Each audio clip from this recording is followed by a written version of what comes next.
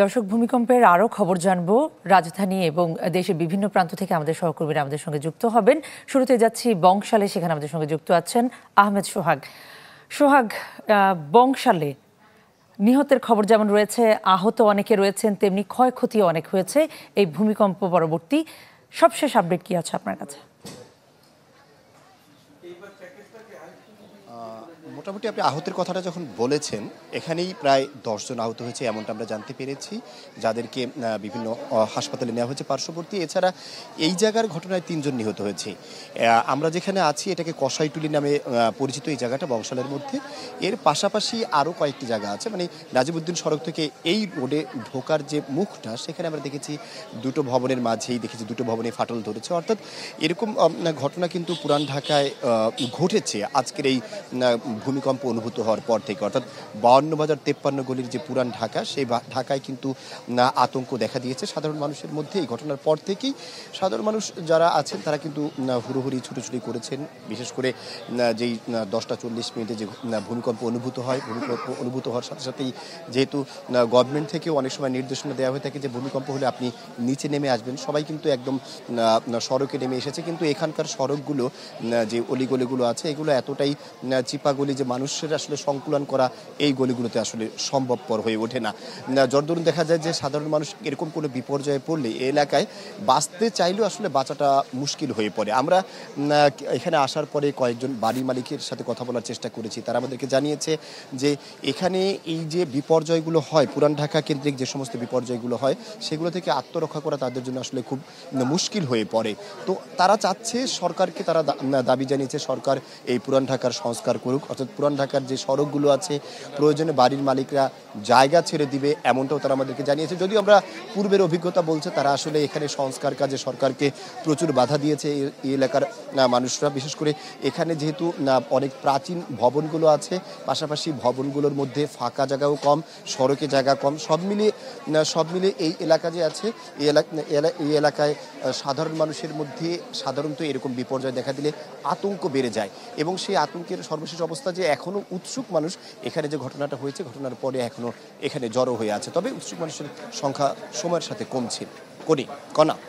সোহাগ, আপনাকে ধন্যবাদ। আমরা এই মুহূর্তে যাব ঢাকা মেডিকেলে, সেখানে আমাদের সঙ্গে যুক্ত আছেন রমিজ হুসাইন। রমিজ, ঢাকা মেডিকেলে আহত যারা এসেছেন তাদের সবশেষ পরিস্থিতি কি?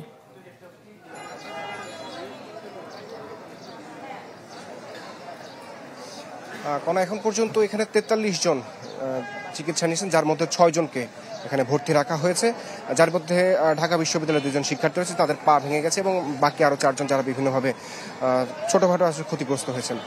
আর বাকি যারা ছিল তারা কিন্তু প্রাথমিক চিকিৎসা নিয়ে এখান থেকে চলে গেছে। আর এর আগে আমি বলেছিলাম যে নরসিংদীর 10 বছরের একজন শিশু ওমর, তিনি মারা গেছেন, এবং তার বাবা, সে কিন্তু আইসিইউতে ছিল এবং এখন পর্যন্ত খুব ক্রিটিক্যাল অবস্থা। কিছুক্ষণ আগে এখানকার চিকিৎসকের সাথে আমি কথা বলেছিলাম, তিনি বলছেন তার অবস্থা বেশ আশঙ্কাজনক, তাকে আইসিইউতে রাখা হয়েছে, এবং পরবর্তী আসলে কি ঘোষণা আসে সেটি অবশ্যই আমাদেরকে জানানো হবে। তবে এখন পর্যন্ত ঢাকা মেডিকেল আর নতুন করে, অর্থাৎ 43 জনের পরে কিন্তু নতুন করে আর কেউ সেভাবে আসছে না।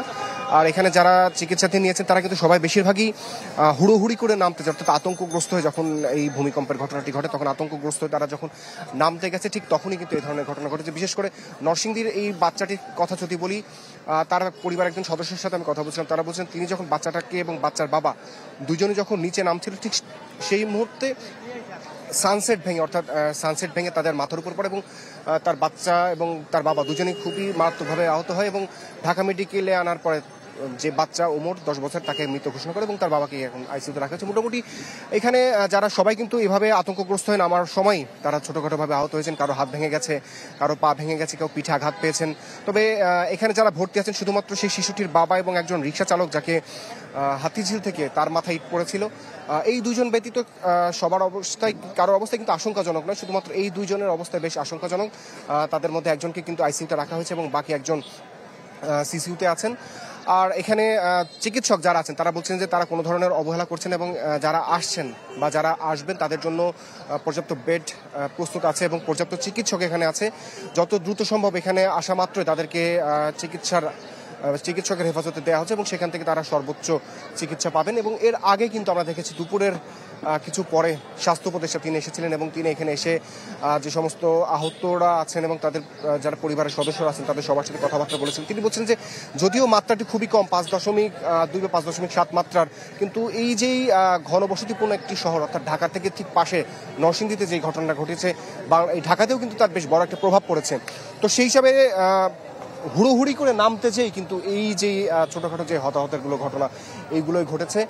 আর এমনি কিন্তু বড় ধরনের যারা এখানে যে রমিজ, আপনাকে ধন্যবাদ। দর্শক, রমিজ হোসেন এবং আহমেদ সোহাগ আমাদের সঙ্গে যুক্ত হয়ে জানাচ্ছিলেন রাজধানীর ভূমিকম্প পরবর্তী যে চিত্র তারই সবশেষ খবর।